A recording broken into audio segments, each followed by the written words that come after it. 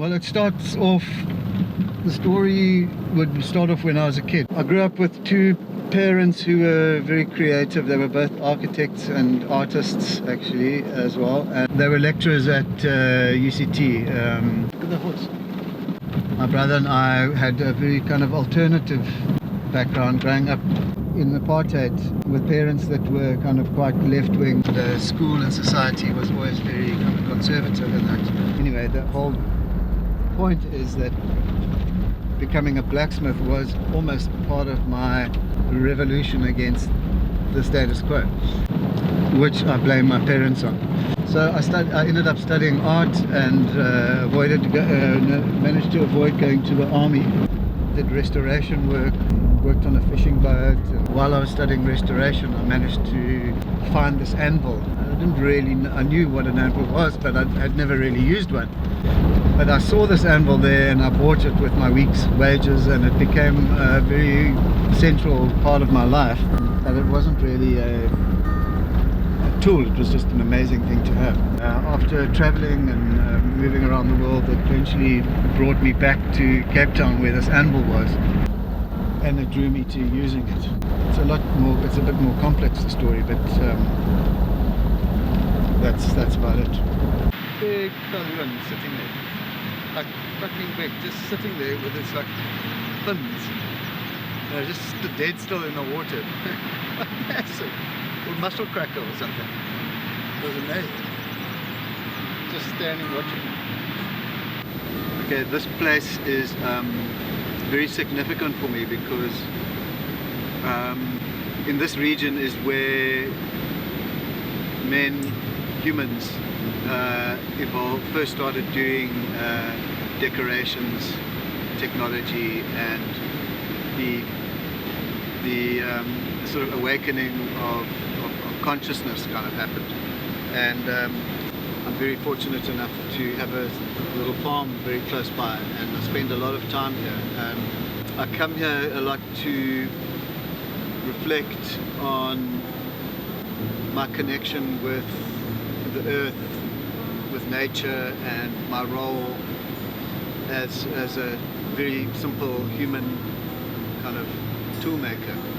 And essentially I see myself as doing exactly the same things that the prehistoric humans did, which is basically make tools that became sacred objects and that were also seen as decoration. And the satisfaction that you get from it is exactly the same as what I feel when I'm doing my work. Sort of a kind of an internal emotional archaeology that I did, and realized that what my motivations are very, very, very primal. As a tool maker, and art maker are exactly the same thing. All evolved in this area. So it's a very significant place, and it's very, very beautiful.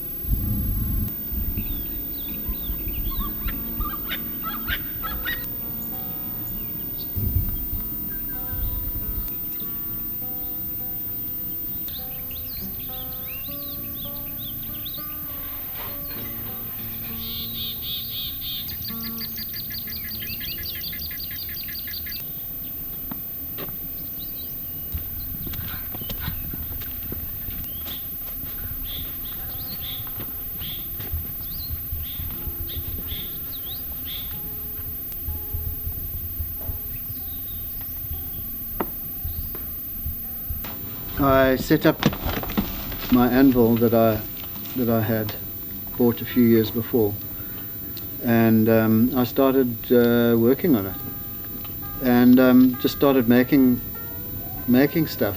Actually, what I started making is candlesticks. Probably made 200 candlesticks, and I went to sell them on a market. Didn't sell that many. I was just working with a hand cranked fire, my hammer that I got from my grandfather, hammering out stuff. This guy arrived and then asked me if he could help me. He was looking for a job. I gave him a little test. He was really good with a sledgehammer. He used to work on the mines, and he started swinging sledgehammer for me, and we sped up the production a bit. I think somebody came along and asked me to make some balconies at one stage, and they gave me a drawing, and I put that together, drilled and riveted it, put it together, and we did all the forging with a sledgehammer. His cousin arrived, and we started working with two sledgehammers. It was a great vibe that we had, the three of us just working and all kind of pretty equal, learning. I didn't really call myself a blacksmith yet. It was very much the beginning, and it took me probably a good 10 years of working. This was in about 1992, 3. I think I only started really calling myself a blacksmith proper about 5 or 6 years later. When I'd made all my tools, I could really make proper tongs and do all the kind of metallurgy and stuff like that. So with the money that I got from the anvil, I bought some more tools. I bought an old drill press, electrified the blower. I remember the internet arrived around about that time, and I ordered some books, and in these books were photographs of power hammers. I'd never really heard of a power hammer. In fact, no, that's not true. I had worked on a power hammer at this old guy Petzold's place that I worked for a day. So I found this power hammer in a book, and then I remembered in the same place that I had found the anvil about a good 5 or 6 years before, there was this big machine standing, and the image came back to me that, damn, that thing is a power hammer. So I went and found the same place. It was still there. The power hammer was still there, and I asked the guy if I could buy it, and it was quite a sort of a persuasion, and he sold it to me for, I think it was 7,000 Rand, which was about the scrap price at the time. It's probably worth about 70,000 Rand now. Yeah, and so that anvil and the hand crank forge paid for the power hammer. The power hammer then paid for bigger jobs, and I was taking on bigger jobs. People were asking me to do stuff like gates and beds and furniture and that kind of thing, and it kind of all evolved with this work that we were doing directly from the anvil with the hammer. Met my wife, we had children. That anvil paid for all of that, looking after the kids. The power hammer gave us a whole lot of sped up the production, and we could do a lot more, and I managed to put down a deposit on a house, and it all evolved from the anvil. I never had to borrow money, and except to buy the house, but I never had to borrow money to put into the business. I employed more staff. They got supported, bought a few more anvils. Their families grew. They had kids. The anvil, the 2-3 anvils that we had supported probably about 20 people, and we were all working quite hard. I was designing in the evening, trying to figure out how to do the books, talk to clients the whole day, hammering, injuring my arm, supporting a family. And I'm very proud of the fact that I started that way. I didn't, it wasn't a kind of I want to be a blacksmith, give me some money, come out of art school. It evolved in a very kind of almost traditional hard work kind of way, learning to do things in my own way, making mistakes, finding my own solutions. And I think actually lack of exposure to other blacksmiths or to blacksmith education was probably a very good thing, because I developed my very own unique style.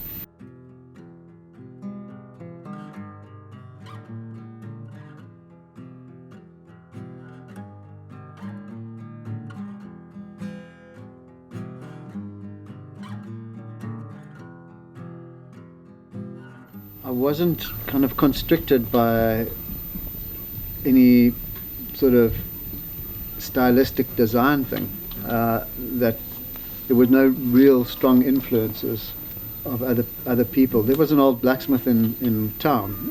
His name was Petzold, German guy. And I really admired him a lot, but his main advice to me was jy moet self sukkel, and which means you must struggle yourself on your own.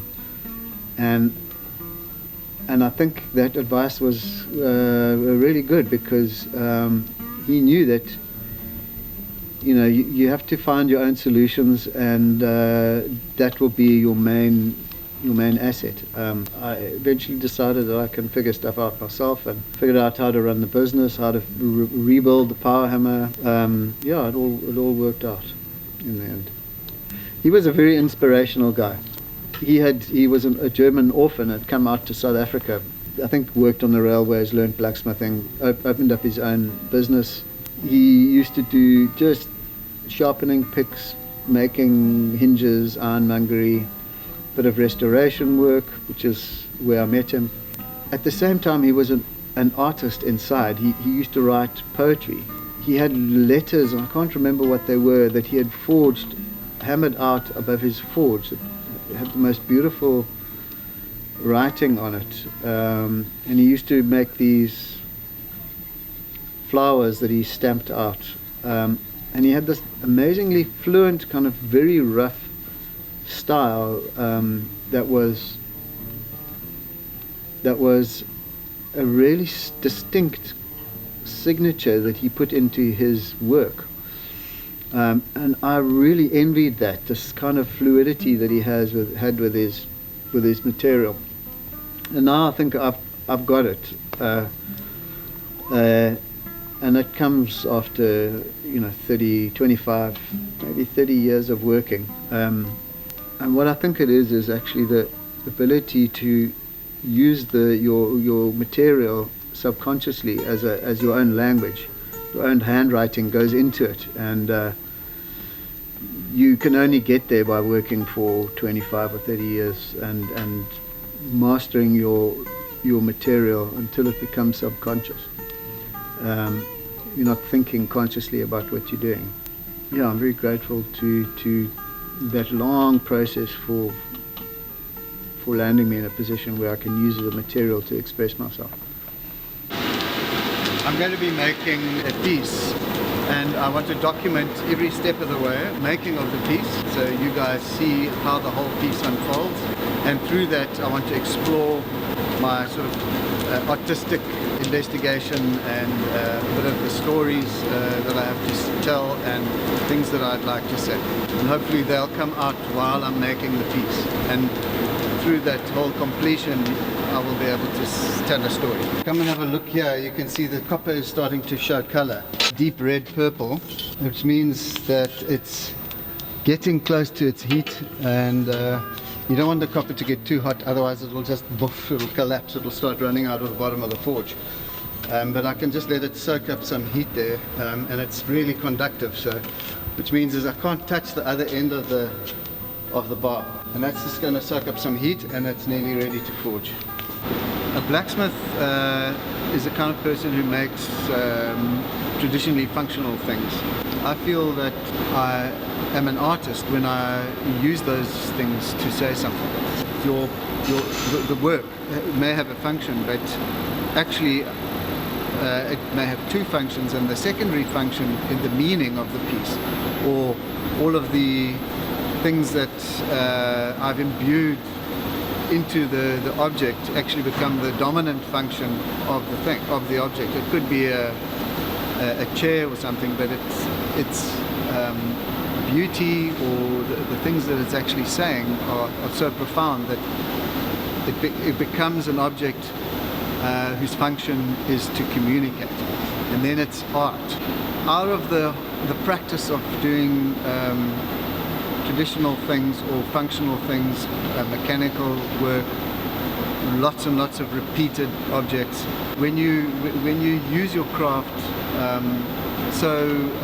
when it becomes your subconscious voice, and you've been doing it for so long that it actually becomes something that you speak through, like playing the piano or something. Then the craft transcends just being a craft, and it becomes art.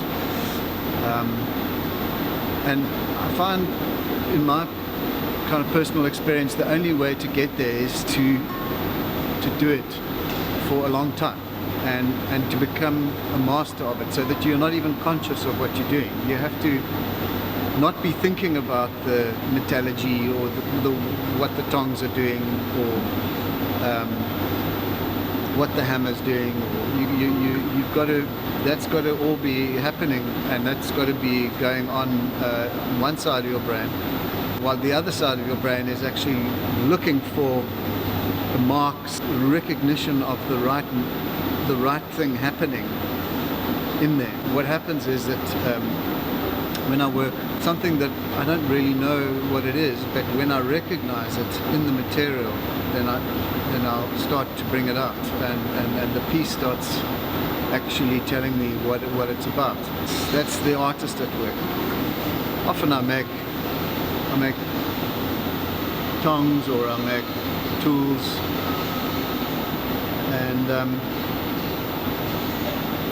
and those tools are all part of the artwork, because I've made them in my way, and I've put my hand hammered marks, my fingerprints or my brush strokes into those things.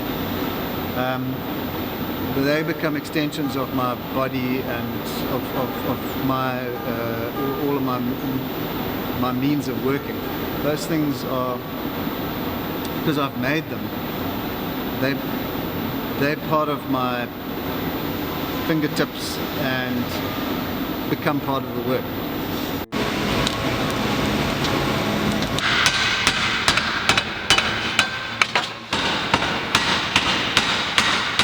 Okay, so now this piece is starting to show me where it wants to go. What I mean by that is the tension that's in the metal when I forge outwards like that with the fullering tool. Then it creates this pressure there, and then you get all these beautiful bends that are forced into the metal by pressures that come from the side, and they make this beautiful organic shapes. And this is what I mean by the copper showing me what it wants to do. So I'm very careful to look and wait for these things to happen, and then not to hammer over them, to try and bring them out. And I'm going to try and get more of this stuff to happen slightly wider. I want to try and get this piece to be about this wide over the whole length of it. Little knobs like this also, I want to kind of bring those out. These kinds of things here, this and this chunky thickness, is really beautiful to me. So what I was thinking is that while I work, I have these amazing ideas, and I really want to show people what's going on inside my head, and what I see while I'm working, and the things that I'm looking for. And so the idea of doing this is to actually be able to get a really, really in-depth view on my thought processes while I'm making my artistic choices, and to share that with you.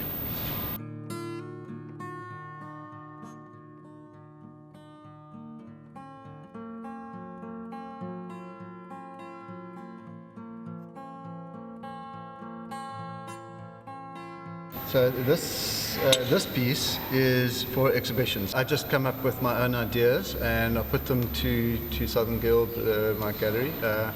Normally they're very excited about it. We talk about it and they give me quite a bit of feedback. Pushes me to bring out more conceptual ideas, and it gives me quite a lot of inspiration, that part of it. Also, it gives me quite a sense of security, knowing that what I'm going to do is going to get kind of well received before I actually start doing it. So it's really nice to have that relationship with him. We don't have any contract or written agreement, so it works very well on trust and understanding, and we both seem to like it that way. Yeah, without them I'd probably be not have been able to get my work out there as successfully as I have, and also to get the prices that I need to get in order to do really good work. You need to have enough money to be able to buy a substantial amount of material, invest the time and effort, and it's a slowly built relationship that has developed. But yeah, I think with them they've taken me to a place where I can actually fully express myself as an artist.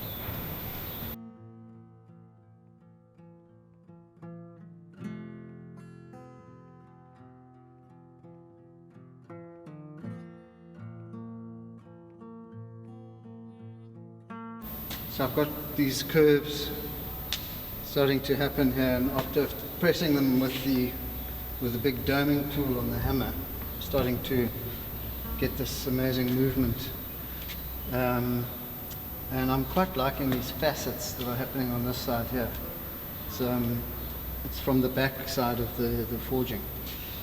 So this little area I'm going to kind of dome out and make into a kind of a little shelf that sits on the front, and twist this whole piece around.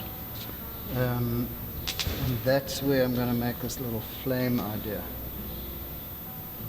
I think. Creativity happens when you have a very solid technical base, when you've mastered your craft so that you don't have to struggle with the material, or you've created a solid platform from which creativity can spring. And with all creativity, this principle this applies. Like, for example, a very good metaphor is jazz or music, where if you have a solid rhythm that forms a base for the piece, and then you can have riffs that play and go up and down and do a whole kind of breaking away from the solid rhythm, and they only, without each other, the two would be meaningless. It's the same with artistic technique and the link between blacksmithing craft and art. And I found that through my work, if I make a lot of say balustrading and tongs or the tools, mastering the craft was really, really, really important to me, and that formed a solid basis for creativity. You need to have the solidity and the structure of the material and the craft, and then you can play with it, and then you can take it, break rules, push it, and that's when you get metaphor happening, and the meaning comes from that tension between the two things. So I've been hammering away at this little nook that I've created here. The plan is to put a little bit of oil in it and a wick, so it's like an ancient oil lamp. And it's worked out quite nicely. I really wasn't sure how it was going to work, but I think with this shape and the other curves that are happening here and the lines of polishing that I'm going to do, this whole piece is starting to tell me what's going to happen further up. The next stage is I'm going to start bringing out the edges, bend them this way and that way, push them and pull them into kind of exaggerate some of these features and bring the whole thing to life a little bit more. But that's all of the movement that the copper wants to do. Going to pull that out of the material, and then maybe twist the whole piece a little bit back here and a little bit forward there. And as it goes, it'll kind of more will unfold. And as I polish, some of the details coming out will lead me and show me where I want to take it.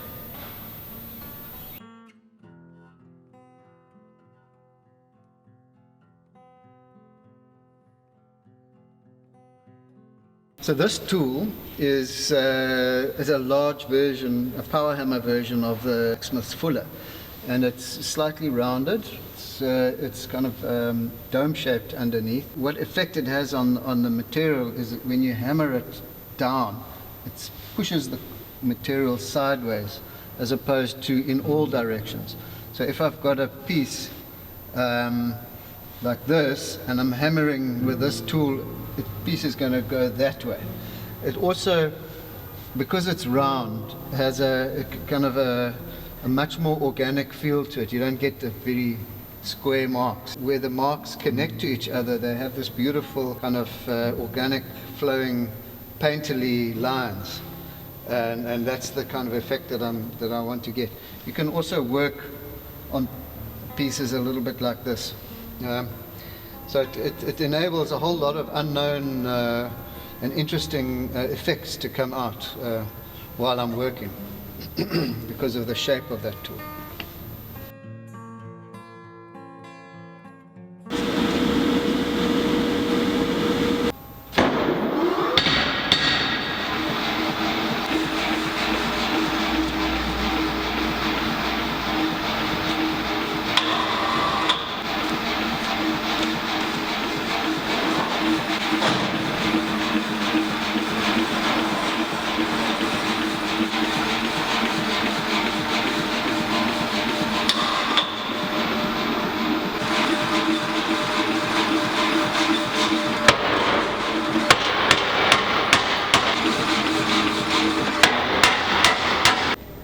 After looking at everything and hanging the piece up and taking some time to see what it needs, I want to bring in some more twists and curves, and some of the areas like this piece here I want to pull out a bit here, so it's going to make a continuous curve here, and then I'm going to push this back and then push that side forward. So this is going to come out and that's going to go back.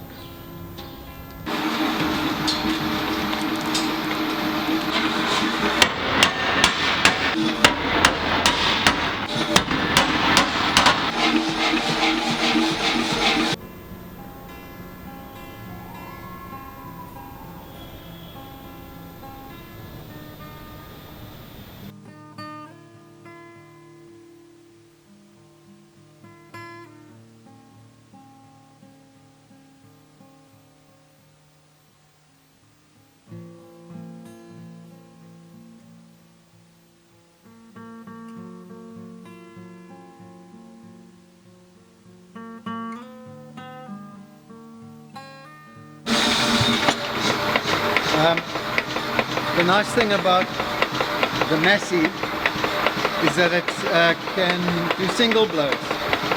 So you can do these very controlled blows, or you can do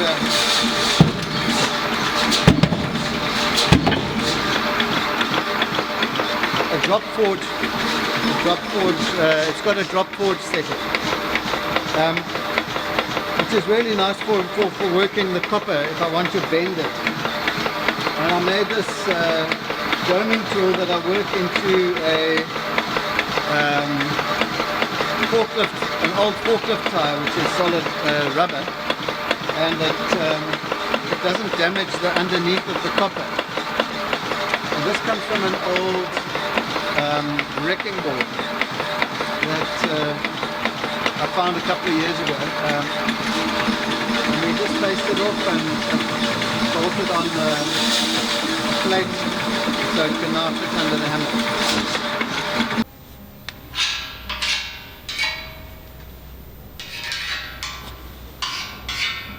So this piece is now at a point where it's kind of almost there, but it's actually kind of giving me quite a lot of anxiety because it's not really there, but and it's nothing until it's completely mind-blowing. So there's like a couple of tweaks, this, and then suddenly it should actually kind of get its own kind of life and presence. I've had a glimpse of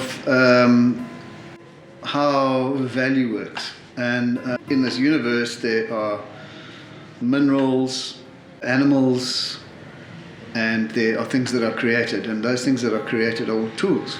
We don't make anything that's not a tool, and if it's not a tool, then if we have made it and it doesn't work as a tool, it's valueless. And if you look at art, which is a tool for communication, and if it fulfills its intention as communicating something with integrity and with value, and that value must be in the direction of human evolution, then it's a successful piece of art. If you look at a piece and if it does not fulfill its intentions, sometimes it can work, but it's usually a bad tool. So what I'm saying is that the way we look at tools and the way we look at art there is no difference. They're inseparable. Art is a tool.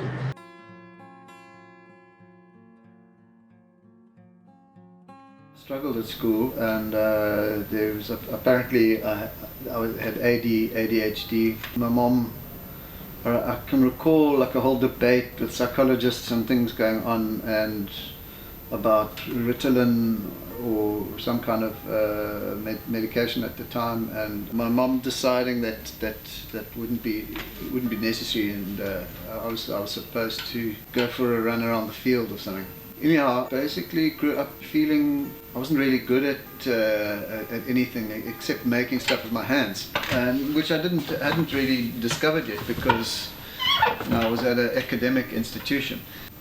I just felt pretty frustrated all the time about the whole thing, but not really knowing what the problem was. And as a result, I suppose I had a hell of a lot of anger about learning and about the whole institution, and kind of not a very good self-image of my abilities. I think when I discovered forging, something happened that really grabbed me. I remember really feeling like that this was something that I could, if I got into, it would carry me through for the rest of my life, and I wouldn't have to worry about jumping around at trying to find what I was good at, trying to find my path and all that. It just kind of grabbed me completely, and I knew that it was something that I could just do forever, and it would satisfy all my demands. And in retrospect, understanding what it was that actually ADD is I think it's an adaptive kind of behavior thing, and perhaps got to do with metalworking, or specifically around blacksmithing, where you have to use all your facilities, very physical. You've got to think about kind of metallurgy, you've got to use the left-hand side of your brain, you've got to be intuitive.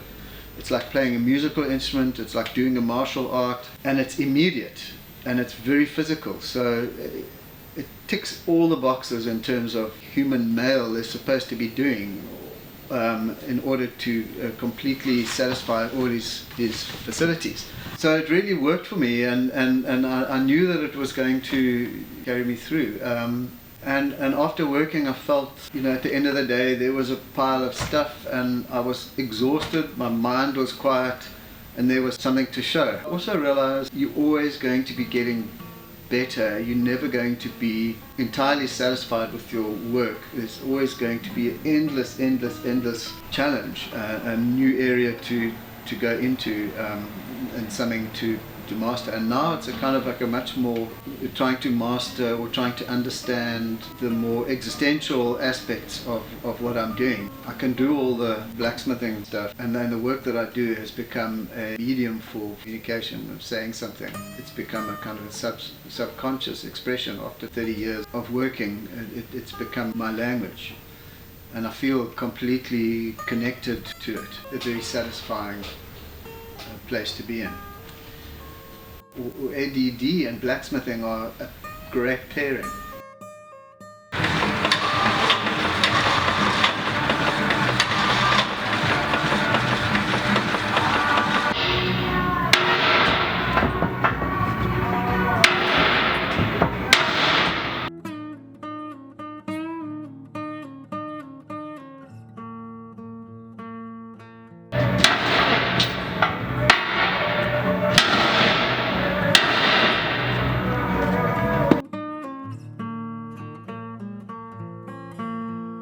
That when meaning springs from that relationship between technique and creativity, the tension that is necessary in order to give birth to these expressions is something that is quite personally taxing.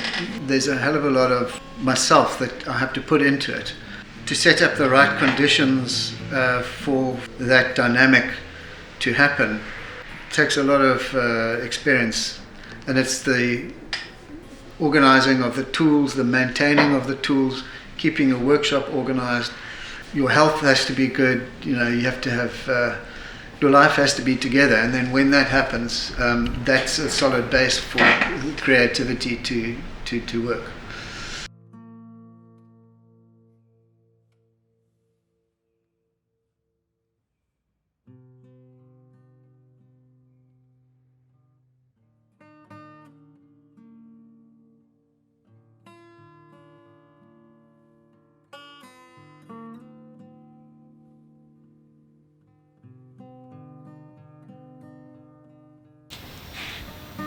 So all of these things are lines that come out of the copper, and they're saying to me where they want to go.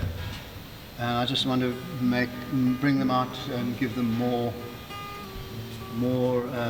drama, if you want to put it that way. It can be seen as expressing the tension in the copper. So I've got the piece nicely balanced now with curves and a bit of a twist. This little flame area is level. So I think I'm done with the main part of the composition.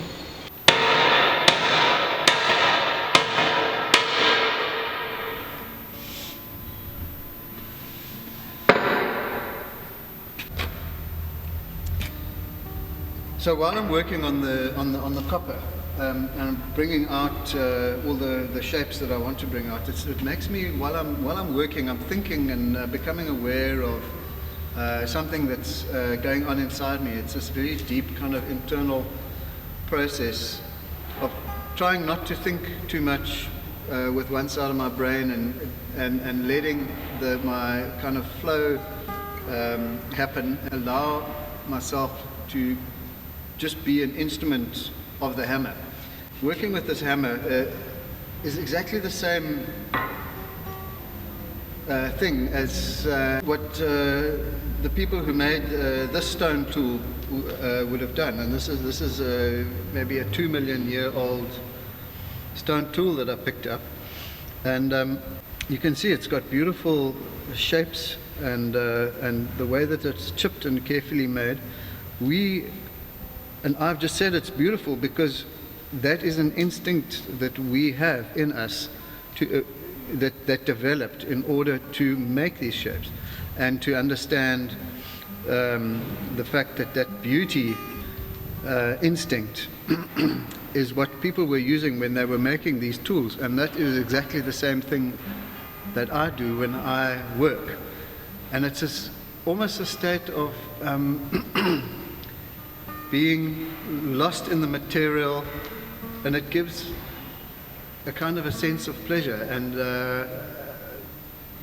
I feel that I have this eternal connection with early man, and I don't feel any different when I'm doing this. And it's a very interesting discovery that I found myself, a realization that I found. You know, if you take it further, what happened was that we evolved very, very sophisticated tools, and these tools became the embodiment of values and evolutionary progress.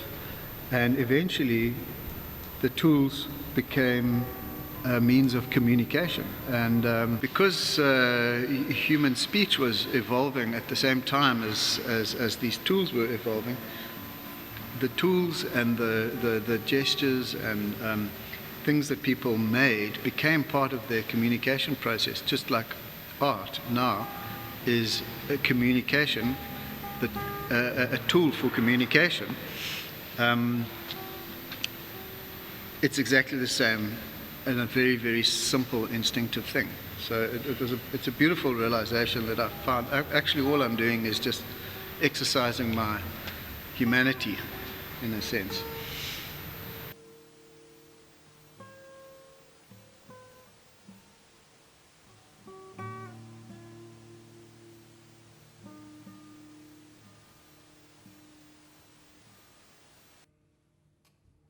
Subjectivity is just really an excuse for not being able to see the bigger picture and not being able to challenge yourself.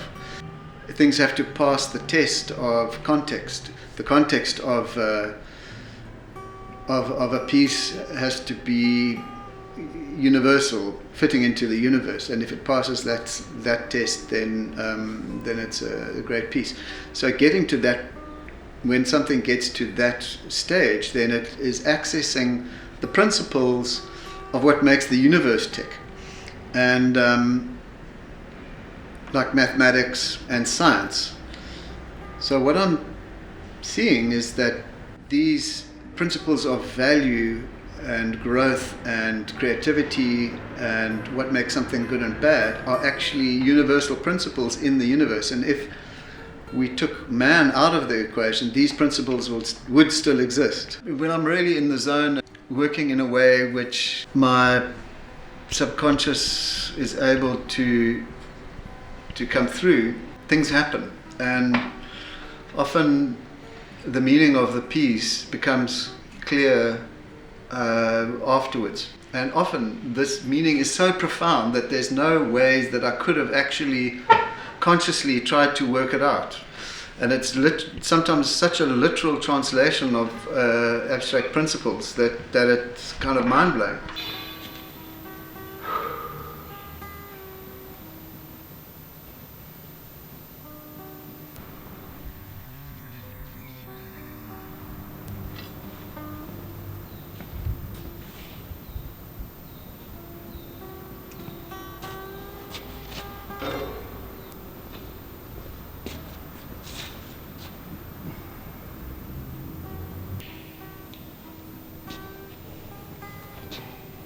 You know, copper is, what I recently found out is copper, this material was discovered in the Bronze Age, and people started working with it. They've been working with it for longer than we've been working with iron.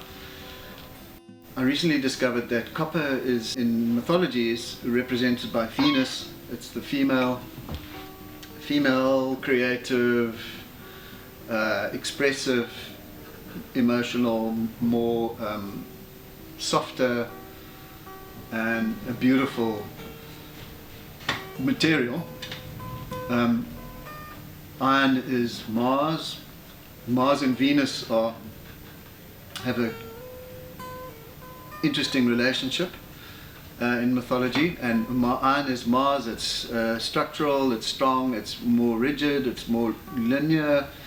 and it's sharp, and then it's also the Iron Age is responsible for industrial revolution, for death, for technology, which has brought humankind to a destructive place. That all comes from iron. Blacksmithing evolved into the Industrial Revolution, and industry then became responsible for our man's demise. So where did blacksmiths go wrong? Essentially, it ties up with this whole theory about beauty being a guide for man's development. And where we started to go astray is where we stopped making things by hand, or the scale of the stuff that we made became so large that we couldn't touch it by hand, and then we lost the ability to judge or appraise our technology. The use of the technology became in the power of the machine or somebody else. It stopped being under the power of the individual. If you look at a lot of the old machines that we made up until the 1930s, they would still make bolts beautifully, nuts, castings had nice edges, handles were shaped to be used by hand, and the whole aesthetic of the machine that was designed for a person to use, and that person had to have skill and care, and that care had to be imparted into their work. There was an honor and there was an art to working, even to the 100th of a millimeter. To be able to think that way and to care so much that your work was so good, you had to be the kind of person that was responsible for the way that technology worked and the way that people used your technology.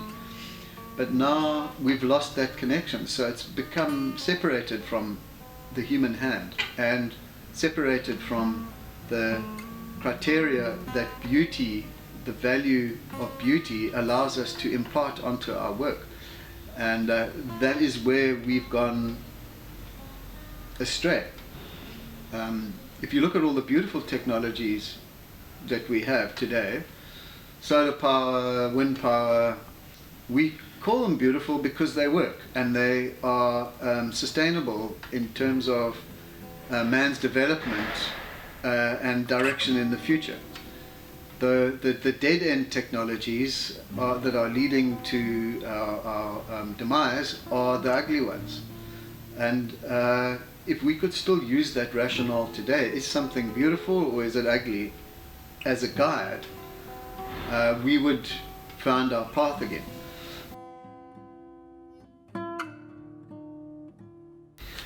Copper is, perhaps it's got something to do with the point of my life at the moment, like 54 years old, and going through that kind of reflective phase, and perhaps trying to understand my female side, and coming to terms with death, with what I'm really supposed to be doing on this planet, and also just the whole battle against the system, and the kind of man's failure to find hope in direction of where we're going. And I find that beauty to me is the only thing I can offer. I just don't see any other solutions really. My reaction against the whole environmental, political crisis is to just make beautiful shit. So copper really enables me to work completely intuitively.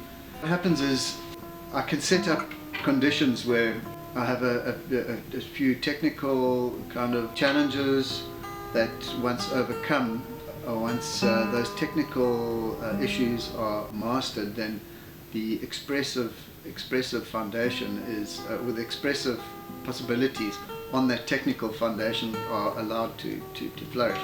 And which is a very interesting kind of principle for growth and for human creativity. And copper allows that principle to explode. The satisfaction that one gets from working and seeing the very, very deft imprints of the hammer marks and textures that one sees, I can recognize my language quite instantly in that copper. Things have happened that are completely intuitive, where I've made marks on the material without knowing exactly where it's going, and the spark of recognition of that's what I want to say happens in the material. It happens a lot easier than in steel, because perhaps the nature of steel is that you have to work a hell of a lot with your left brain. It involves the ego, and it involves control and much more calculation. With copper, you can almost let go, and I find myself struggling to allow the marks that happen from the tongs and accidental marks and chips and slight imperfections in the material. When I'm working, I'm going, whoa, I don't like that. But actually, when you start polishing, those things kind of really talk.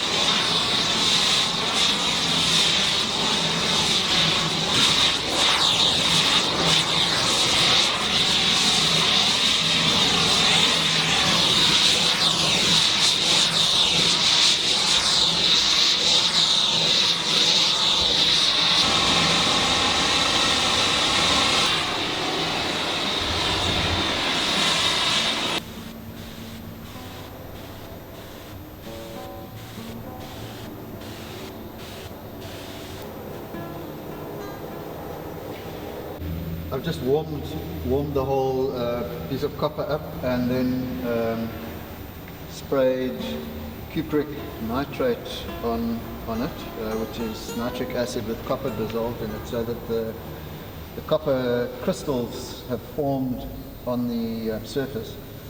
And then I put a bit of ammonia on it, and ammonia brought out all these bright blues.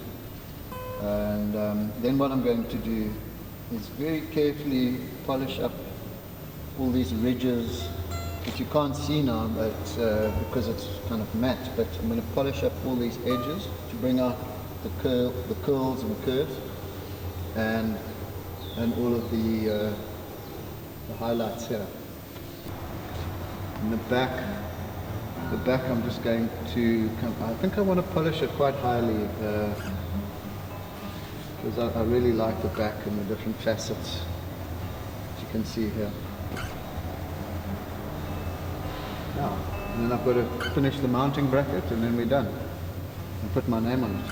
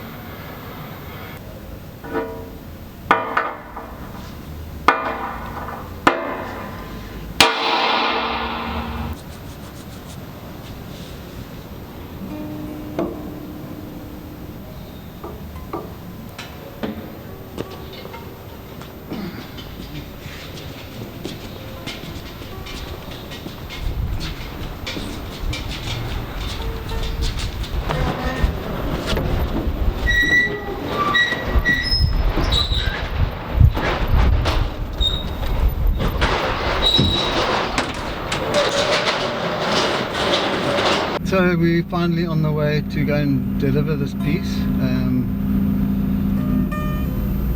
It's quite a strange feeling of like emptiness and having satisfaction, having achieved something, but I still don't know what the piece looks like, and I'll only know when I put it up on the wall and it becomes separate from myself. It's not in my studio anymore, it's not in my workshop, and that's it, it's done, it's out of my environment, and then I'll be able to have a look at it.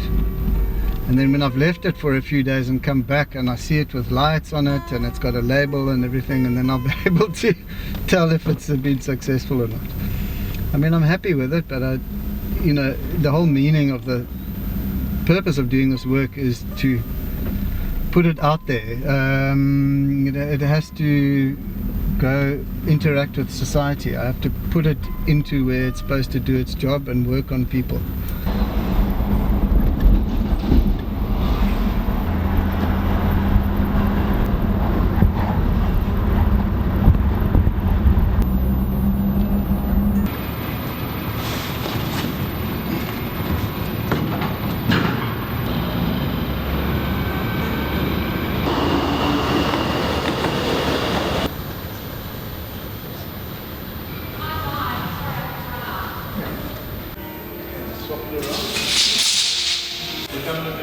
From the back? Yeah. Where should we make it? Your hook is coming through here. Is that outline? So does this look level?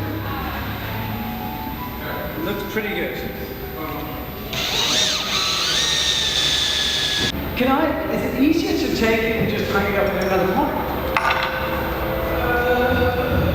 Not really, no. Okay, just saying.